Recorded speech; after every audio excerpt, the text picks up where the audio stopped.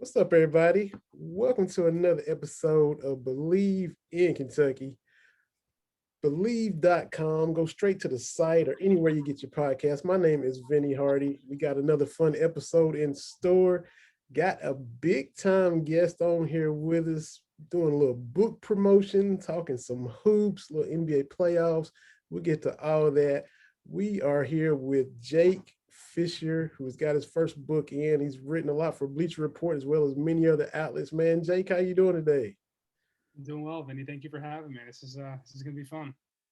Man, like I was saying before we started recording, I heard you on with Bill Ryder, CBS Sports Radio, on with the Ringer tomorrow, making the rounds, getting this book promoted, man. So congratulations. Tell Thank everybody you. about this big book that is getting promoted right now, and let our listeners know, man.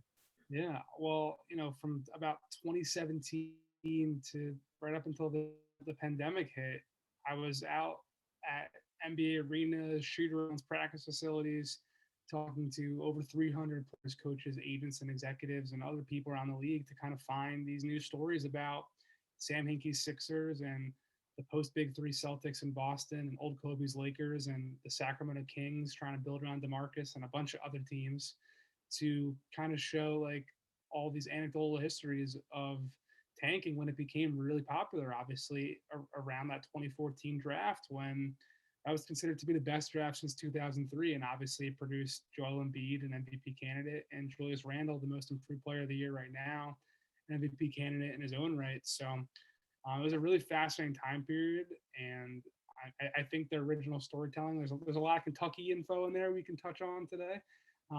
So I think all the reporting and new information is what people are definitely excited about, and what I hope your listeners will be too. Absolutely. It's called Built to Lose: How the NBA's Tanking Era Changed the League Forever. So about 7 years ago is kind of the line of demarcation you're saying. Yeah, I mean, I think the story kind of starts in 2012 and ends in 2016. In the book, like page one, I bring you right to the 2013 draft in Barclays Center at the green room where John Calipari is literally losing his mind as Nerlens is falling from 1 to 2 all the way down to 6, where the Sixers ultimately trade Drew Holiday to take Nerlens. But I think the storyline that's in the book, there's a lot of backstories from 2012, explaining the Celtics falling apart and explaining Philly trading for Andrew Bynum and why that, pushed them into tanking, explaining the Magic trading Dwight Howard away, explaining the Lakers while all these other teams were rebuilding. The Lakers were steadfast in trying to build a contender again around a 36-year-old Kobe Bryant who had just torn his Achilles, right? And they ended up having the worst record in a 5-year span from 2012 to 2017 in the entire league. Worse than Philly, worse than Boston, worse than anybody. It was the Lakers. But all these other teams, they're not the Lakers. They can't just mess up and be bad for 5 years, still get LeBron, and then trade those draft picks for Anthony Davis. So that's why the strategy is so prevalent in today's NBA. Because the Lakers were down there with the Knicks. I mean, the Knicks have just been wallowing, and the Lakers sunk that far. And then, I mean, the Knicks are good this year, but like you said, the Lakers turned it right around and Yeah. pivoted with LeBron and AD because not everybody can do that. For sure. I mean, all these analytical executives. I mean, I think it stems with Daryl Morey, but then you have Sam Presti and OKC, and obviously the Thunder drafted Kevin Durant, Russell Westbrook, and James Harden 3 straight years and made the finals in 2012. But I think all these guys, Rob Hennigan, Ryan McDonough, and GMs all over the league right now, they've all pretty much universally agreed, and the proof's in the pudding. To compete for a title, you need multiple all stars, and if you're not a major market like Brooklyn or like Los Angeles, even Philly and Houston to a certain extent, as much as big as those cities are, like the Rockets, James Harden just requested a trade, and now they're the worst team in the league. Philly, they were perennially getting beat in the first round as a 7 and 8 seed. There's clear value in being bad on purpose to get a high lottery pick, to hopefully get a high draft pick, where you can draft guys like LeBron and AD and Joel Embiid and Zion Williamson. And this year we're seeing it now with this 2021 draft is considered to be the best draft since 2014, which we talked about in the book, which was considered to be the best draft in 2003. So when these draft classes are stacked with prospects like Cade Cunningham down to Embiid, back to LeBron, Wade, and Bosh, like teams clearly have shown that they will line up in the lottery to try and get a chance at drafting those guys. Yeah, it's crazy because I heard you mention Houston, which is fourth biggest market in the country, and yet they're down there doing the same thing as an OKC, and then not even really hiding it. Yeah, I mean, Houston had no other option. That's kind of also an interesting through line with the book as well, being that I think, and I've talked to executives in the NBA who agree with me, teams willing to do what Philly did, let's say, and be bad on purpose for 3 straight years just to get a guy like Joel Embiid, how does that not then convince Joel Embiid how much power and agency he has in the NBA? He's so valuable. That they're gonna punt multiple years just to attain him. Like Mhm. that props up these guys to one day be like James Harden and be like Anthony Davis and Carmelo Anthony and Kevin Love and Dwight Howard and Chris Paul. There's a whole history of guys saying, you know what, I don't want to play here anymore. Harden did it in OKC too before he got to Houston. So it's a really perilous strategy to stockpile these guys because at the end of the day, personalities matter. Building complementary rosters around them matter. But the most clear starting point is to get those guys, even if they have the flight risk like we just talked about. The Rockets still had 8 years of Harden, and they almost made the finals. And those people with the team still say they probably should have won that year that Chris Paul hurt his hamstring. So Mhm. it's definitely fascinating how these guys are just kind of running the NBA at this Yeah, and as a Rockets fan, I saw the high and the low, the crescendo with Harden coming, and oh my goodness, and that ride. It was a fun ride, playing style aside, ISO ball aside. point. Yeah. You're right there with the Warriors, and your best shot at trying to do it. And now we see the peak and the crash landing now with when you win 17 games or whatever it was this year. For sure. I mean, the even before that, the Dwight Howard signing, right? Like that's the whole part of tanking as well. Like to get an all-star to come sign with you in free agency, it's a lot easier when you already have an all-star on your roster. But I have some great reporting in the book where Chandler Parsons pretty much told me straight up that he's the reason why Dwight Howard signed with the Lakers. He was driving to Dwight Howard's off-season home in the Beverly Hills and hanging out with him and texting him and FaceTiming him and calling him. He switched agents to be represented by Dan Fagan, who was representing Dwight Howard at the time. And he told me that he almost did it as a favor to Daryl Morey and the Rockets. And then obviously, he leaves for Dallas the next year in free agency. But it's really interesting how a lot of the league is just big game hunting now and trying to stockpile your roster and make it. It's kind of like I'm in a fantasy football dynasty draft going on right now. It's been going on all week, and we're making trades and trying to do all this crazy stuff to compete for this like $1,200 pot. The Mhm. NBA are competing for a championship and legacy and history and millions of dollars that comes with that. So I can only imagine how the competitive draw is amongst those types of guys. For sure. And I'm definitely gonna get back to the book and some of the Kentucky references, but you just mentioned legacy. Is Kawhi Leonard's legacy gonna be the most convoluted legacy ever? I mean, you're a multiple time champ, and now you go to the Clippers, and the Clippers are the Clippers, and they just pull you down to what they have been. So at the end of the day, I mean, can Kawhi rub the Clipper off of him and say, "Look what I was before that," or what kind of legacy is he going to have when it's all said and done? It's interesting. He's still pretty young, so I don't know necessarily where his legacy at the end of the day will stand. Obviously, the Clippers are in a 2-0 hole right now, but who's to say that they don't win this series? And maybe that was a wake up call they needed, and they rallied together and they win the title this year. Like who's to say? That's true. But obviously, it's trending like they're not heading that direction, and he could test free agency, and maybe he just leaves and goes somewhere else. I mean, the Knicks would love to have him. Yeah. There's a bunch of teams that have set themselves up to get max cap space this summer. And of all those teams, the only real ones that have a real path to get money for Kawhi that I think Kawhi would go to are the Knicks and the Heat. So it doesn't have that many options, but maybe there's a sign and trade type thing. That's kind of how Kyle Lowry would have to get out of Toronto if he wants to go to a good contender. But maybe Kyle Lowry goes to the Clippers and he rejoins Kawhi and they're back, competing for the title next year. I don't know where his legacy stands, but when you win 2 titles in 2 small markets, obviously it's been a theme of our conversation. And they had a pretty good team in Toronto, but he put the team on his back. He didn't single-handedly do it, but he was the obvious driving force to win that title. So, kudos to him for winning 2 championships with 2 teams and winning Finals MVP with 2 different organizations. Absolutely. And of course, you mentioned, kind of the line demarcation 2012 to 2014 as the foundation for Built to Lose. But going back to the Clippers, and for all of our lifetime, and even me being older than you, they were just struggling, couldn't get their own way. The late great Elgin Baylor was the GM, Donald Sterling, and all the baggage that came with his ownership.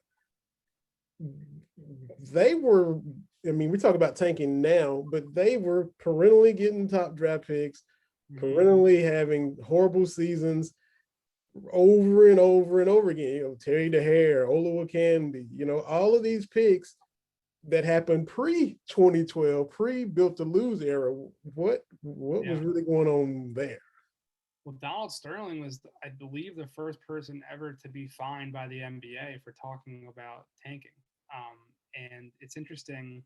There's a really fascinating through line where in 1984, you flash back to that draft almost 30 years ago now, almost 40 years ago now, excuse me, well over 30 years ago. Yeah. You go that was the very first year that David Stern took over as commissioner, and that was the year that the San Diego Clippers were the worst team in the West for a while. And at the time, the draft, there was no lottery. The number 1 pick was simply a coin flip between the worst team in the West and the worst team in the East. And then everyone seeded on from there. The Clippers had that inside track at number 1, but that pick actually was due to Philly from an earlier trade. And the Rockets, seeing Hakeem Olajuwon at nearby Houston College, they tanked past the Clippers. They lost 16 of their last 21 games to pass the Clippers and land Hakeem Olajuwon, where Philly falls down to 5 and takes Charles Barkley. So it's pretty interesting where you flash forward 30 years to 2014 when Adam Silver takes over for David Stern. He inherits Sam Hinkie's Sixers and their tanking issue, and then they go and institute the lottery for him. Because 1984 is what made David Stern put together the lottery, which created the Patrick Ewing frozen envelope in 1985. So that dynamic I also thought was pretty cool. And I know you said that you're in Brooklyn now, I think. So, and you just basically said frozen envelope like it's stated fact. You just roll with that. Not potentially frozen envelope. Your thoughts that envelope was ice cold, right?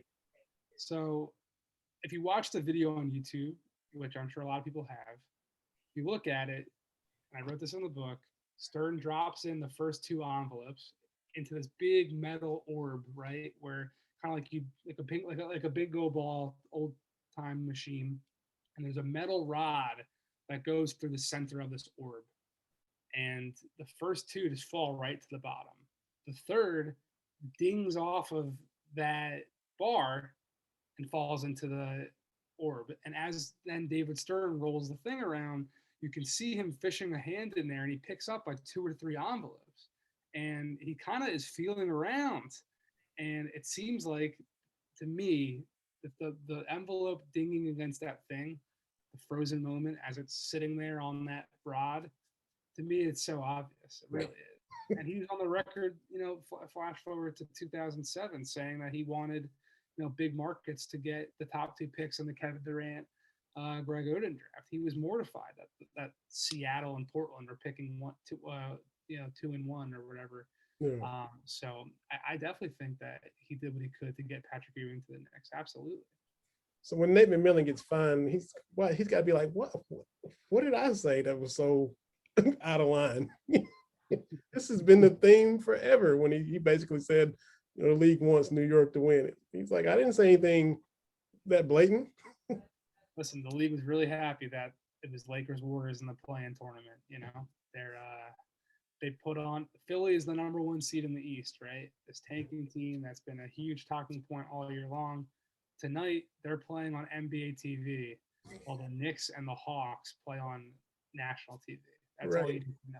That's to bring it back to Kentucky, who had their worst season in 100 years last year, 9-16, and they bumped like LSU and Alabama, the two best teams in the SEC, and it was like Kentucky and I don't know Mississippi State or somebody just because of the draw. Same exact. Obviously, Cal's done a great job of revitalizing that program. I think Cal himself, but also Kentucky overall, is a huge footnote of the modern NBA, where they were the super teams before super teams really started happening again in the league, right? Like, it's just and he prepares those guys to be pros. He's one of the most influential people in the NBA, where he talks to Devin Booker and Karl Anthony Towns and Anthony Davis and Julius Randle and DeMarcus Cousins like regularly, and he just kind of is one of those shadow figures in the NBA. Maybe he's not even a shadow, but I think when people think about John Calipari, they don't necessarily consider how much influence his recruiting, his decision making, his conversations actually does, play a factor. I know when the Timberwolves were picking number one in 2015, he was having a lot of conversations with Flip Saunders about taking Karl Anthony Towns versus Jahlil Okafor. So he's definitely a really big just person in the whole NBA basketball ecosystem. It's amazing to see. It really is. And you think that the Timberwolves might be positioning themselves to kind of get back to being more relevant than they have been the past few years, as long as Cat sticks around, right? Yeah, the 2024, when his contract expires, is definitely a doomsday date that people in Minnesota talk about. But they have Anthony Edwards now, and D'Angelo Russell, and Malik Beasley, and a bunch of other guys that are pretty young and exciting, and they could get another top pick here. And Chris Finch, I think, is a really brilliant offensive mind. They played a lot better down the stretch, probably to some Timberwolves fans' chagrin.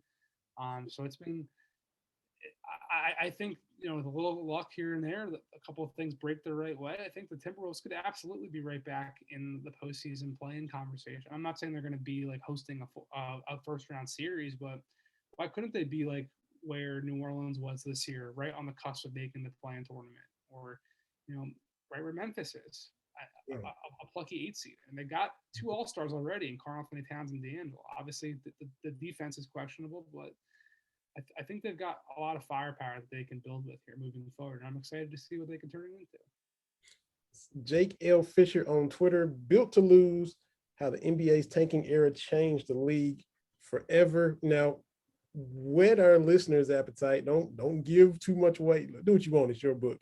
But give us some of the Kentucky references that are in the book that UK fans would definitely perk up and maybe go to those chapters first. Yeah. In the book. Well, like I said at the top, that 2013 scene with Nerlens, I've got every detail possible from Nerlens' people, refusing to have him visit with any team below number 2. So when he doesn't go to Cleveland at 1, when he doesn't go to Orlando at 2, the Cavs obviously took Anthony Bennett, the Magic took Victor Oladipo. The next couple teams didn't really have confidence in taking him because the kid had torn his ACL and they had no information on him at all. And that was a strategy his agents were trying to do to propel him up into the top 2. It backfired. And Calipari losing his mind is a really funny detail as that's happening. But you spin it forward to Nerlens' fresh rookie year at with the Sixers in Philadelphia. It was a really tough time. Todd Lancer, who I think every Kentucky fan knows of now, he was a longtime walk-on there, big Lexington personality. He told me how tough it was for Nerlens. And he would show up late to training sessions and medical type stuff. And the Sixers ended up considering hiring literally like a full-time babysitter for him. Like even his agency, those agents who were controlling were trying to control where he went, they would try to get him for a commercial and they wouldn't know where he was. He wouldn't answer his phone. They'd go to his house and they'd find literal feces in the toilet just for weeks. Like they didn't clean his house. It was a troubling time, I think, for him. And obviously that's why Cal's so involved with these guys. He needs them to keep propping up the brand, right? But I mean, I'm happy that Nerlens, he seems like a good guy overall. I am happy he's found his footing with the Knicks right now and seems to have carved out a pretty good career. But you spin it forward to 2015. Obviously, we talked about Karl Anthony Towns versus Ja at the top. Devin Booker obviously goes number 13 to Phoenix, and he's an all-star right now, leading this team toe-to-toe against LeBron's Lakers. And the Suns never thought Devin Booker would be the superstar to take them to this this next echelon. But you got to give him credit for drafting him at 13. But they were only able to draft him at 13 because now John Calipari first told me, he said, Devin, there's one team we didn't want to work out for that year. I said, well, can you tell me who it is? He's like, no, I don't want to say. Like, you can ask him. So the Suns came to New York before the pandemic happened. I was at shoot around Madison Square Garden. There's Devin Booker sitting courtside by himself pretty much. So I just walked up to him, started talking to him. Said, by the way, like Cal told me he didn't want to work out for anybody. Like, who was the team? He said, oh, it was Utah, number 12. Like, I didn't want to go to Utah. And I mean, obviously the Jazz are there right now, a game and a half above the Suns. They're the best team in the league. But that's why Devin Booker is in Phoenix right now. He probably would have gone to Utah if he was interested in going there. So it's just interesting how those little pivot points in history kind of shape a whole franchise. And now Devin Booker is obviously a two-time All-Star, leading them where they are. So those are some pretty interesting Kentucky details. And they definitely are. They definitely are. So y'all definitely get the book. I saw you tweeted out that, people tweet you a copy or a screenshot of the book that they purchased. You got all kind of swag you were giving away, like Moses Malone jerseys, Orlando Magic stuff. Is that still in effect? If people tweet at Jake L. Fisher a copy of the receipt, are they in line or eligible for the giveaways you got going on? Or unfortunately, no longer eligible. But okay. It definitely had some cool excitement. Yeah, it has signed Moses, signed Mo Cheeks, signed Iguodala, some old stuff I'm from Philly originally. So okay. My family acquired from season ticket holder type stuff and free giveaways and whatnot. But I had some other cool jerseys too from my youth that I don't wear anymore. So I figured, might as well put them up for auction and try to generate some interest. So it seemed to people responded to it pretty well. I bet they did.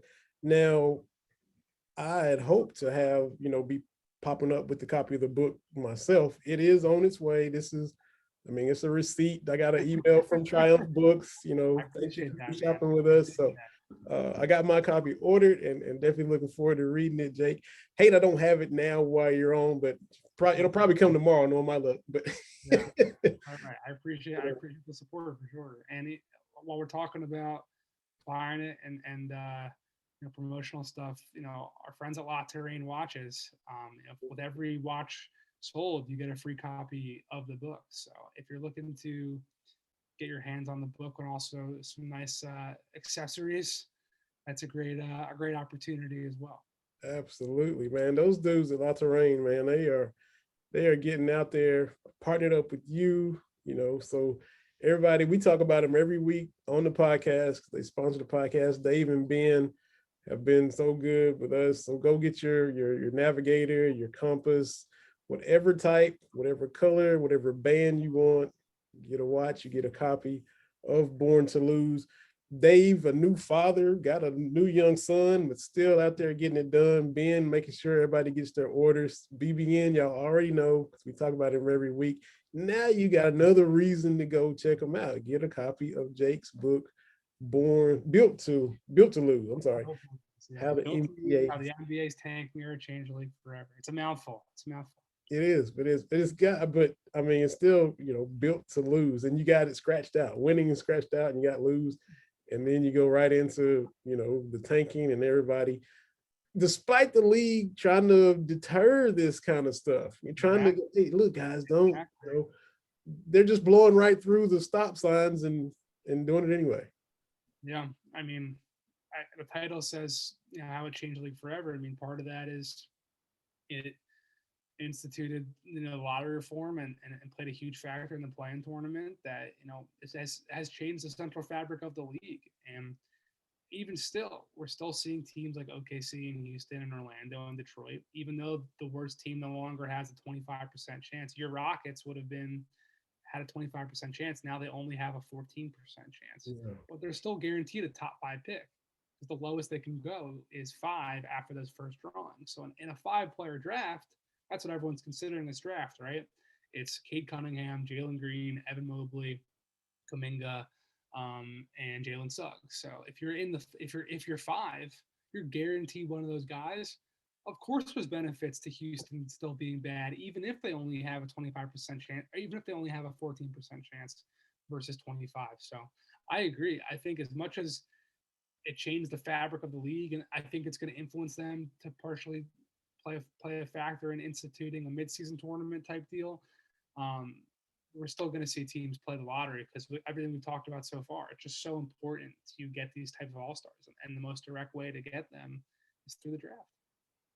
Now, what about I don't know, is it micro tanking or tanking for seeding where, Denver maybe loses the last regular season game to where they can get Portland. The Clippers, tank down the stretch based on where they are now, thinking they're going to get the Lakers, in the second round of conference finals. And, who knows, they can even get past Dallas. What do you think about the tanking within the tanking for teams that are contending? I mean, we know that they can't stop Houston and Orlando, and like you mentioned, those protocols. What do you think about that little micro tanking that goes on? Yeah, I mean, honestly, I kind of respect it. At a certain point, though, you got to back it up, right? Like the Clippers tanking to get this Mavericks matchup, you got to win. It's tough. Like, it's bad for the NBA's product. Like, obviously, those couple of games the Clippers lost down the stretch, like, they weren't trying to win, and that's bad for the NBA's business. That's the other thing here. Like, it is a conundrum. As much as tanking and team building and all this stuff we're talking about is great to boost the NBA as a news entity and to try to, have an 11th month cycle where fans are photoshopping every superstar into their team's jerseys. It's the value of the regular season. But I think at the end of the day, these guys are trying to win the title, right? So if the Clippers are doing that to try to create their best path, why not? I mean, Philly, they have clearly the best and the most direct route to the conference finals of any team in the league, being that they have this Wizards team now. Then they'll get the Knicks and Hawks, and the Nets and the Bucks have to battle through each other to just get to Philly in the conference finals, let alone get to the finals. So, excuse me. So if you can do anything differently, right? If you can lose a game or so to do what you can to get your most direct path to the finals, why not? That's true. That's true. So growing up in Philly, you always been a Sixers fan, an AI guy, or followed the Sixers, or did you branch out and root for somebody else? Yeah, I'm not a Sixers fan anymore. I think I cover the NBA now, and it's just kind of what it is. Like I have friends in every front office pretty much and coaching staffs, and I want everyone to be successful, and I want the narrative that is best for my stories or my book to be successful. Mm-hmm. But I definitely grew up a diehard Sixers fan. I had a complicated relationship with Allen Iverson, not personally, but like my thoughts on him, because I mean he's the antithesis of this new era of basketball, right? He wasn't efficient. He definitely had a larger than life personality that was hard to coexist with some people. But as I've grown older, I have his jersey hanging up right here in my room. I've come to respect, what it takes. Like, it's very hard for someone to take that mantle and say, I'm your franchise guy. Like, put me on the marquee, have everything fall on my shoulders, get the ball in my hands. I'm bringing you to the championship. And they didn't win the title, but what he did in 01 was really impressive. And I don't think that I really have a lot of respect for what he did night after night after night for that team. I think it's especially at 6 foot, 180 pounds, whatever he was. Like the guy was an incredible athlete. And to be the focal point of every opposing defense on that team that was so offensively challenged. Like, I And no mean, one but him. Snow and McKee would hit shots every now and then. Mutombo was defensive guy. Tyrone Hill, Theo Rattler. He was, I mean, dude, it was, and they stole that first game against the Lakers. That guy comes off the bench and hits 12 points, those mid-range jumpers. That's Yeah. all they had. Yeah. Matt Geiger and AI against Kobe and Shaq. Exactly. So I mean, I'm not like you covering the league, so I can still hate the Lakers, and because you love them or hate them. So I've always grown up as a kid in the '80s. They were in the finals every year, so I had that Lakers Celtic fatigue. Wanted to see somebody else get in there. So for him, they didn't win it like you said, but to steal game one, to step over Tyronn Lue, to just put them on his back and get that first game, that's still incredible all these years later.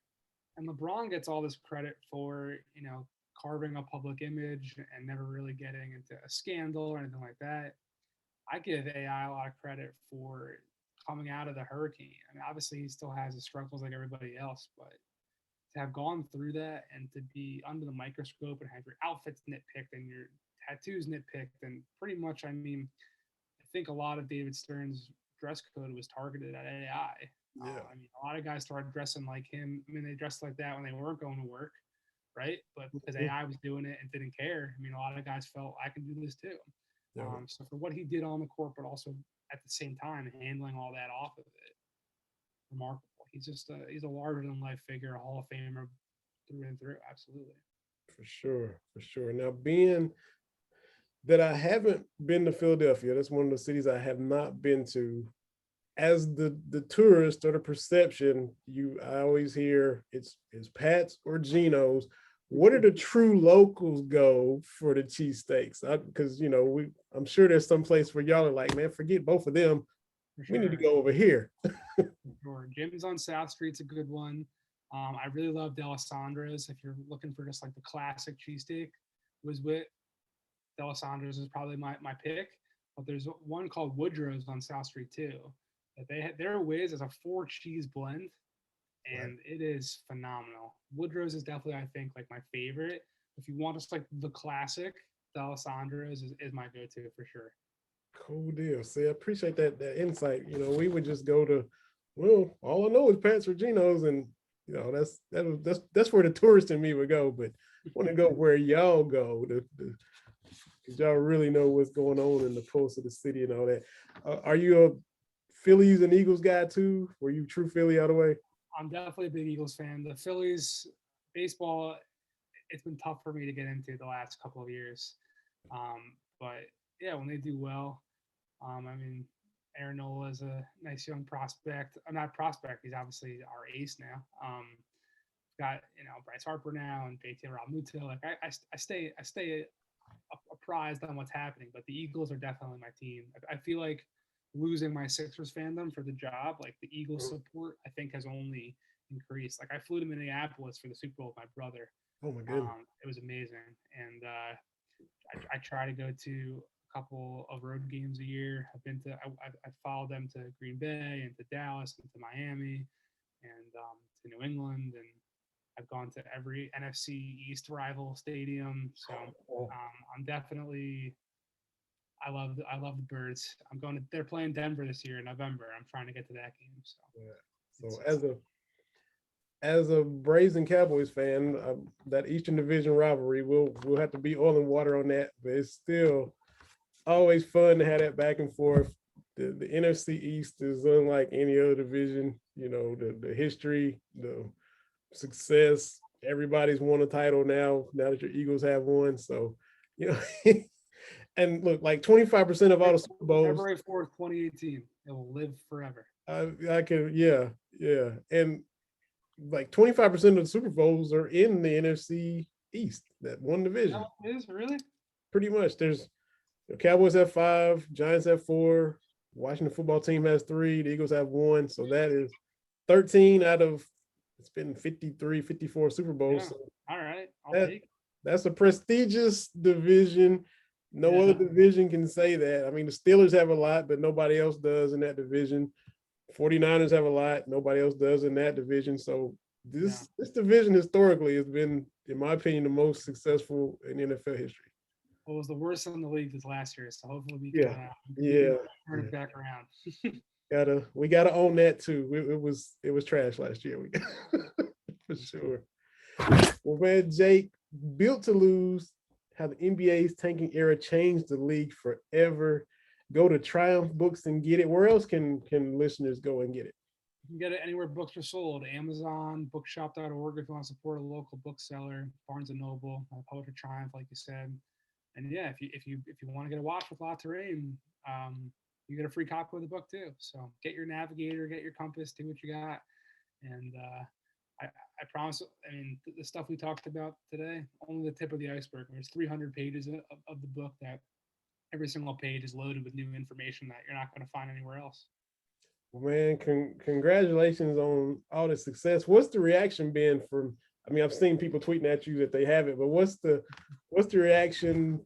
As you go around promoting it, and now that it's out and people are getting it, Yeah. what's been the buzz that you've been hearing about it?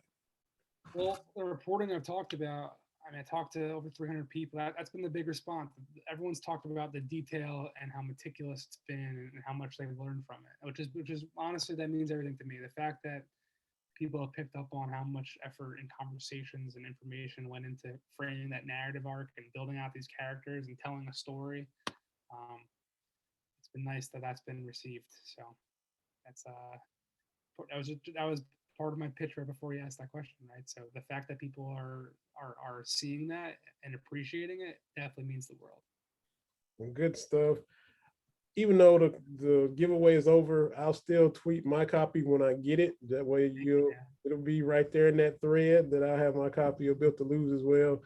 Appreciate you taking the time to hop on. Continued success on this book and then your other projects as well. And look, one last thing too. I'm sorry, I keep like I'm wrapping it up. What was it like writing for Slam? Because you did that as well. Because that, SI was cool, but in the 90s, you got Slam and Lang Whitaker and Russ Bingston.